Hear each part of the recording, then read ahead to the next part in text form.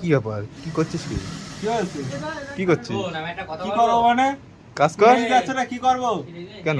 এই রোজার মাসে হ্যাঁ, এমন একটা মাল ঢুকতেছে উস্তাকার, এ মাল করে পত্তা হচ্ছে না।